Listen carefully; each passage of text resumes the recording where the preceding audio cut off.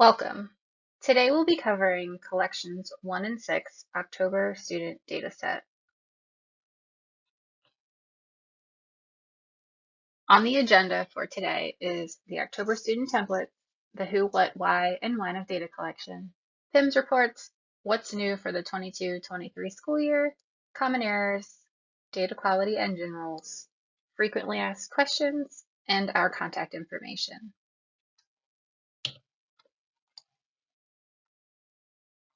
First, we will cover our October student templates. The student template is a cumulative list of all students in a local education agency on a year-to-date basis. This template is required for all student-related templates. Without this template, any other template that involves a student will not go to PIMS. This template is the foundation for your graduates, dropouts, and cohort. It is very important that this information is accurate, so information for your graduates, dropouts, and cohort is accurate as well. Data for internal snapshots also pulls from the student template. The October student snapshot template is a subset of the student template, and its focus is on the enrollments, low income, community eligibility provision, and English learner or EL data.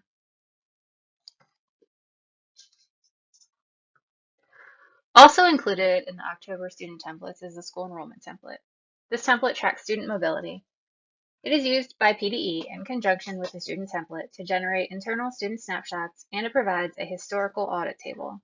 So anytime that you add or withdraw a student from this template, or if you delete a record that was added in error, there is a table that will maintain that history. You can find all of the enrollment codes in PIMS Manual Volume 2, Appendix E. Next is the Programs Fact template. This tracks all of your program participation, so all of your reportable programs need to be in your Programs Fact template. You will find the list of reportable programs in PIMS Manual Volume 2, Appendix F. The who, what, why, and when of data collection. So who reports? All LEA types are required to report. That includes school districts, intermediate units, career and technical centers, charter schools, including cyber charter schools, approved private schools, private residential rehabilitation institutions, and state juvenile correctional institutions. What is reported? This data is reported in the October student dataset. These are all the students educated by the LEA for one or more classes on the first business day in October. Since October 1 is a Saturday this year, the snapshot date will be October 3rd, 2022.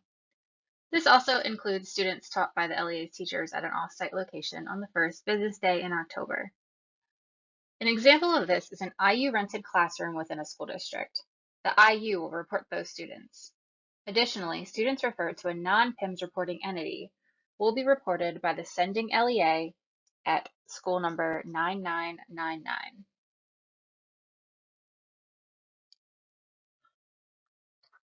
Community Eligibility Provision, or CEP, is a reimbursement option for eligible LEAs in schools that wish to offer free meals to all children in high poverty schools without a household application for free and reduced price meals. All students in a CEP school are to be reported as food program eligible, field 131F, but this does not guarantee that all students are food program participants, field 33. Economic Disadvantage Status Code, field 88, is to be determined for each individual student. Since all students are marked F for food program eligible, field 131, this cannot be used to determine economically disadvantaged status. Not all students in a CEP school are considered economically disadvantaged.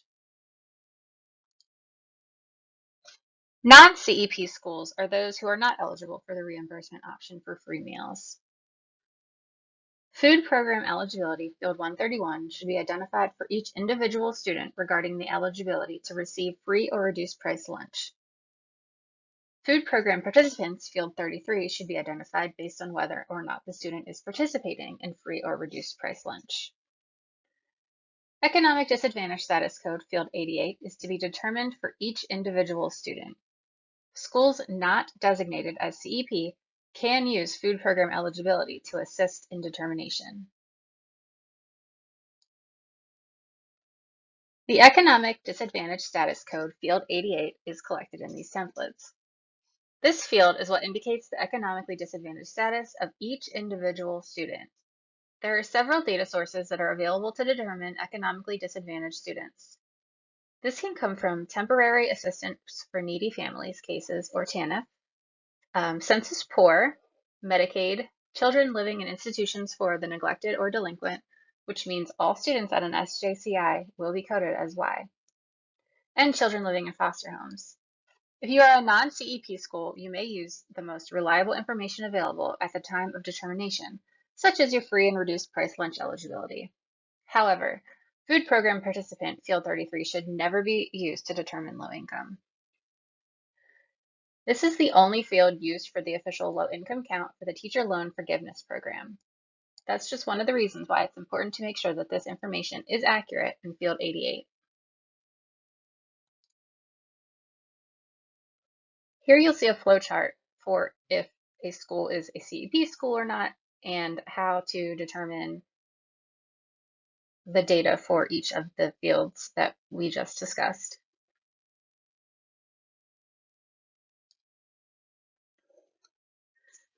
Reporting pre-kindergarten students.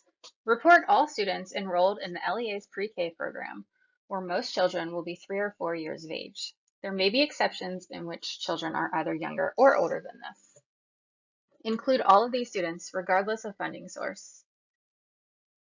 However, Pennsylvania pre-K counts membership and attendance should be excluded from child accounting data in the student calendar fact template. Virtual programs.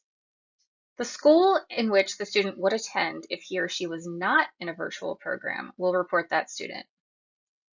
A non-resident student attending a virtual program will be reported by the sending LEA. You do not report the students from another LEA that are only there for the cyber program. Remember, the cyber program is not the same as a cyber charter school. A cyber charter school is recognized as a separate LEA that assumes accountability for their students and reports them in the October student dataset.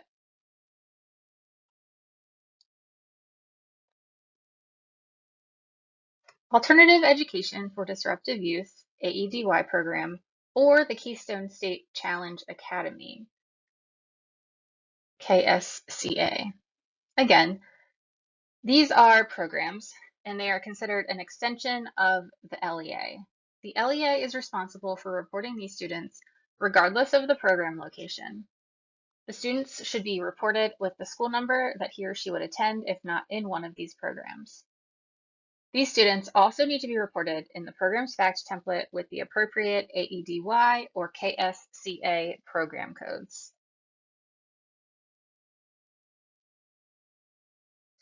Alternative education students that are not in an AEDY program. These are students that are in a private residential rehabilitation institution, PRRI, an approved private school, APS, that are court or agency placed, or are educated in detention centers, residential treatment facilities, day treatment, or partial hospitalization. The PRRI or APS reports the student with the correct district of residence and school number of residence. If the facility is not reporting to PIMS, then the sending LEA must report these students in school number quad 9. Your special education students also need to be reported in these templates. You will report the grade indicated in the Individualized Education Plan, or IEP.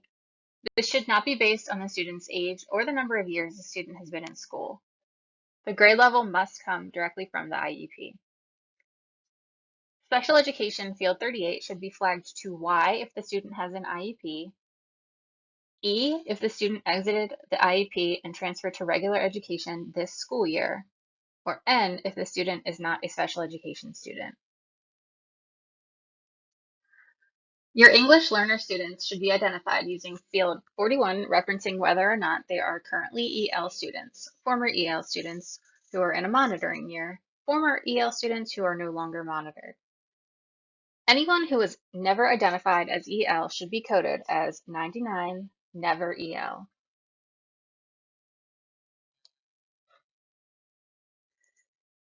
English learners, students identified with 01 or 06 in field 41 should have data in LIEP program type field 45. These are the language instruction education program types.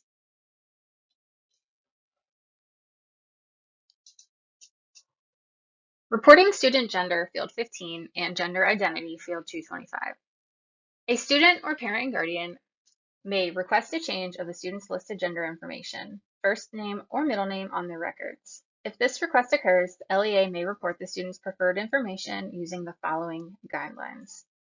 The change must first be made in PA Secure ID. The PIMS data, first name, gender, and date of birth, must match what is reported in PA Secure ID. Gender identity, field 225 in PIMS must be updated to reflect the student's personal conception if they are non-binary or not listed. The student's name and gender information reported in prior school years will not be updated, and the student's PA Secure ID will not be changed.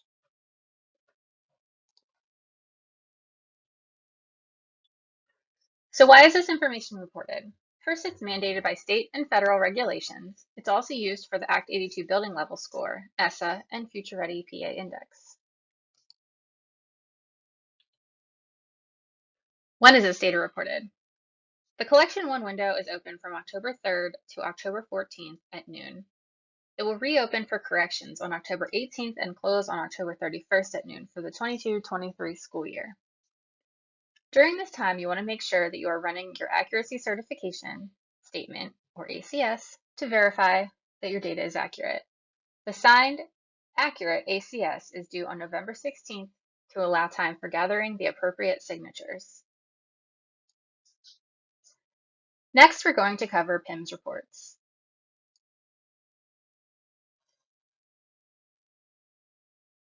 As a reminder, PIMS reports should always be run in the background. Upon selecting a report to run in PIMS Reports V2, you will find prompts like school year, LEA, snapshot date, and once filled, you will click the button that says Schedule Report. There is a menu that says Run in the background. You can choose Now, runs in the background now, Later, which runs later at a specified date and time, Recurring, runs on a recurring basis, daily, weekly, monthly, and a selected format. There's also a section that says Save As, where you can rename the output. After these options are selected, you will click Run. The completed report can be found in the Report menu, My Folder, Saved Reports. If you have additional questions about this process, you can always contact PIMS Application Support at 1-800-661-2423. The first area you'll want to look is your PIMS validation reports. These are reports that can be run after each successful submission of data to PIMS. These can be run immediately after you upload your data. You do not have to wait for the refresh. You want to go to the verification reports and you want to run your student template details report and your student snapshot template details report. When you're running your student snapshot report, you want to make sure that you are selecting the snapshot date of October 3rd. You'll also want to run your school enrollment template details report to verify that your enrollments are up to date. These reports are in PIMS Reports V2 under Template Verification Reports. You will want to run these reports every time you successfully upload your data to PIMS. Next is PIMS production reports. These can only be run after the system has refreshed, which occurs twice daily at 5:30 a.m. and again at 12 o'clock noon. Once the refresh occurs, you want to run your enrollment reports. These are homeschooled students, LEA October student verification LEA level, LEA October student verification school level, and open schools with no reported enrollments. The enrollment snapshot subgroup comparison report looks at over the year change for various subgroups. This is a good report to run to check what your LEA has reported for an economically disadvantaged status field for your low income count. These reports are in PIMS Reports V2 October Student Snapshot. There are additional production reports that you'll want to run as well. These include schools with staff but no students, schools with 0 females or 0 males, based on field 15 of the student template, and students at Quad 0 and Quad 9 school numbers, school number of residents verification report, and resident district students reported by other LEAs. These reports are also located in PIMS Reports V2, Student and October Student Snapshot.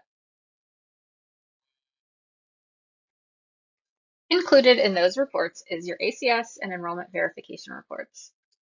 One of the most critical reports you will want to run early and often is the Duplicate Students Report Details with Other LEA. This will let you know if another LEA is also reporting the student. If students appear in the output of this report, you must verify that each student should be reported by your LEA. At this point, if you realize that you accidentally reported students, you can request a deletion from PIMS application support. If you notice that another LEA has reported your student, you should make your best effort to resolve this issue with the other LEA. You'll want to run Enrollment Verification Report and LEA Profile in ACS. This is the ACS that you'll run at a very minimum a week prior to the close of the correction window so that you have time to make any adjustments or edits to your data before the collection closes. These reports are all in PIMS Reports V2, Student and October Student Snapshot. Next is a reminder for the process of submitting the ACS. You will send it to the RA-ED-ACS submission at pa.gov email account. The subject line will be as follows, and the file naming convention is also here.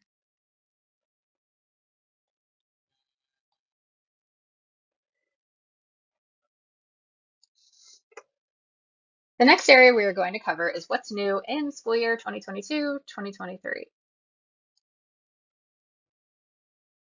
Special ed referral definition and rule change. If submitting AUN field 1 is equal to AUN of enrollment field 217, then special ed referral must be no. School number of residents field 165 is no longer required when the submitting LEA is a charter school. However, if this data is reported, the usual rules do still apply.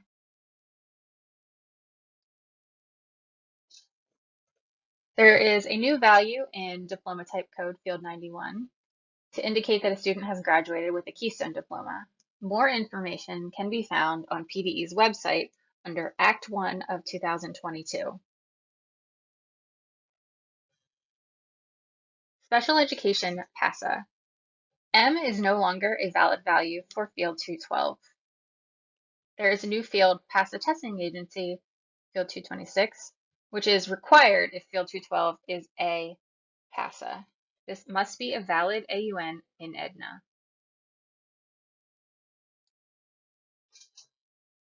Best interest determination, AUN and school number, fields 51 and 50 respectively. This most often affects foster and or homeless students. If a change in placement occurs, a best interest determination must occur. If it is determined to be in the student's best interest, the student has the right to remain in the school of origin. If this occurs, the educating receiving entity should populate these fields with the AUN of the bid school district in field 51 and the bid school number in field 50. These are not key fields, so if a student has a change in bid mid-year and continues to be educated by the other public entity, data in these fields will be updated. An example of this would be student in District A gets placed in District B, but the bid determines that the student will remain with District A. The student also attends an IU. District A will update District of Residence, school number of residents, and funding district AUN to reflect District B, but will not report anything in bid AUN and bid school number because bid AUN is equal to submitting AUN. The IU will update District of Residence, school number of residents, and funding district AUN to reflect District B, but will also reflect bid AUN as District A and the appropriate school number in the bid school number field.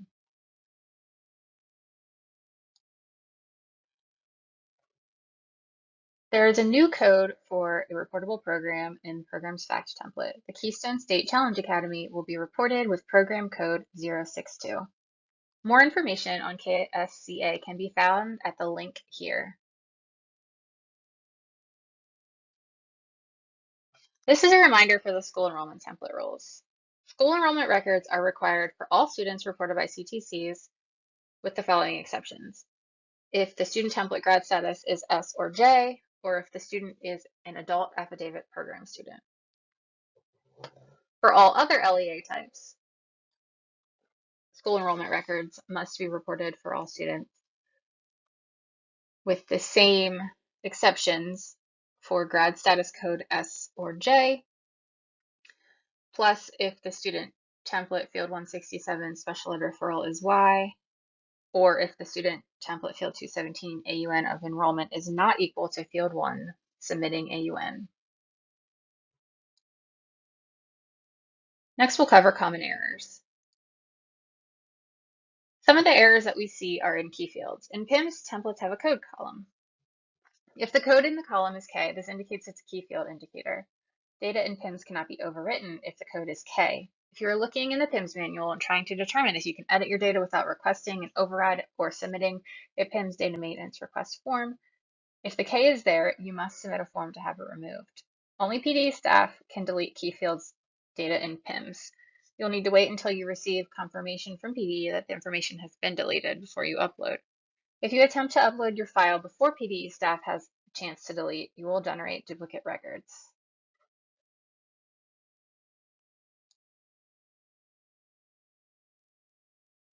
One common error that we encounter is where PIMS and PA security data must match. So a mismatch is where the first name doesn't match, or the last name doesn't match, or the birth date doesn't match, or of course the gender doesn't match. All of these fields must match in PA Secure ID and in what you are uploading to PIMS. Another common error is the school number of residence. So this must be the school number that the student would attend within the district of residence AUN, field 117, based on grade only, which is field 10. Another common error is grade versus age. Ensure that the student's date of birth is correct. If grade and age are correct, you can request an exception with an explanation.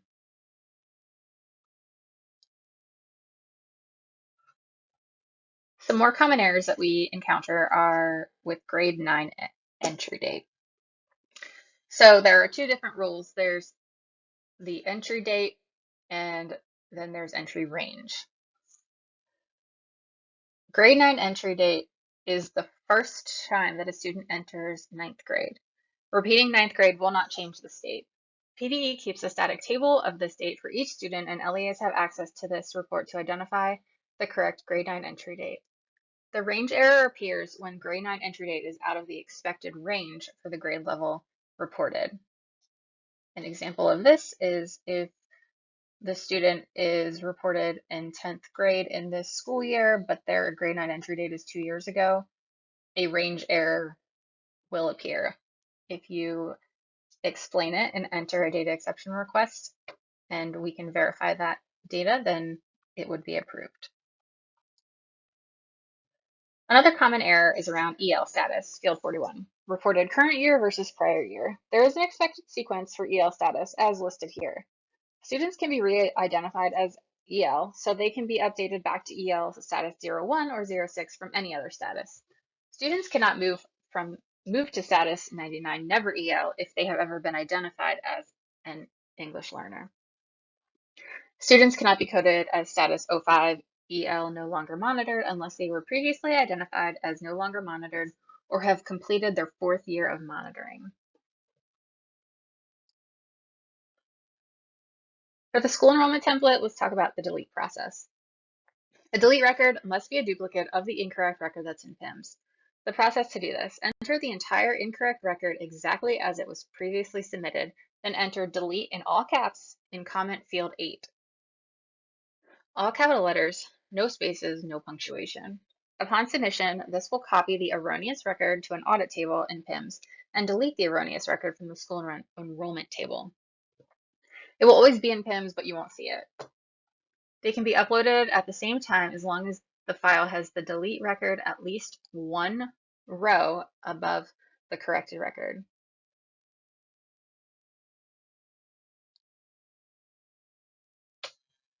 The special education referral Y process. This is students who receive special education services who were being educated at your LEA. Then sometime throughout the year, it was decided that these students should be referred to another LEA. To accurately report these students and to be able to upload this information into PIMS, you'll need to submit the appropriate withdrawal code in your school enrollment template. After you've done this, you want to change the code in your student template in the special education referral field, field 167, to Y. Upload that template, but do not submit a school enrollment record. If you do, the DQE will catch it and generate an error.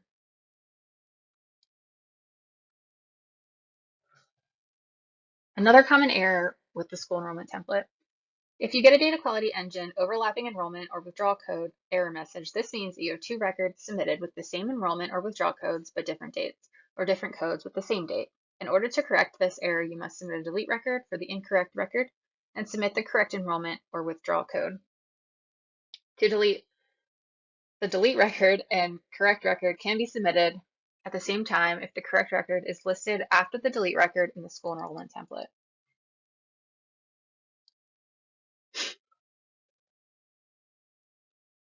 Grade or school number change process. If you have a student who changes grade or school number within the LEA during the school year, then you will have to submit the school enrollment template with the withdrawal code WD11 or WD12. Then you'll have to submit the student template and the school enrollment template with the correct grade or school number. You have to do the withdrawal code before you can make the change in the student and school enrollment template. It will generate a DQE error and will prevent you from uploading until you have the withdrawal code in PIMS.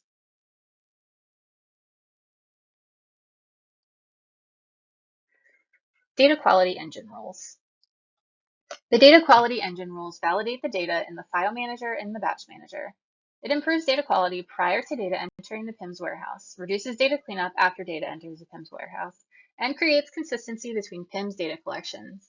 To view the DQE rules for each collection, click the button that says View DQE Rules. In File Manager, you can see the data quality engine rules from the homepage of the PIMS application. Beside the open collections, you will see a button that says View DQE Rules. When you open this page near the top of the screen, it will say what rules are executed in the File Manager. The same applies to Batch Manager. If you look in the same area, it will tell you which rules are applied in Batch Manager. Frequently asked questions. Question: which students should be included when submitting the student and student snapshot template? The student template should be submitted for all students in the school year on a year-to-date basis. This includes special education students referred to another LEA. The student snapshot template should include only students being educated by the LEA, students being served directly in person by an LEA virtual instruction program or placed in a program by the LEA on the first business day in October. Remember, this could be the first, second, or third depending on what day of the week it falls on. How do I report the AUN of enrollment, field 217 in school enrollment template? The AUN of enrollment, field 217, should be the LEA that is providing the majority of core academics for the student. All educating LEAs should report the school enrollment template unless one of the school enrollment template exceptions exist. One of my educators teaches a course to students from several schools and LEAs as part of a consortium. What do I report in AUN of enrollment, field 217? Report the student's district of residence in AUN of enrollment, field 217. My LEA provides a space for an IU-run classroom for students who receive special education services in one of our schools. One of the students participates in courses taught by our teachers at that school. How do I report the AUN of enrollment for this student? If the IU is providing the majority of the student's core academics, report the IU and AUN of enrollment, field 217. I am a CEP school, so all of my students are reported as economically disadvantaged, right? No, this should be determined for each individual student. However, your school will report all of your students as food program eligible, field 131. Contact information. For technical assistance, contact PIMS application support at 1-800-661-2423. For enrollment and low-income assistance, contact the Office of Data Quality Data Collection Team by email at ra-ddq datacollection@pa.gov. For EL assistance, contact the Instructional Quality Division by email at ra-edeld@pa.gov. For more information on the October student dataset, please visit PDE's website at www.education.pa.gov.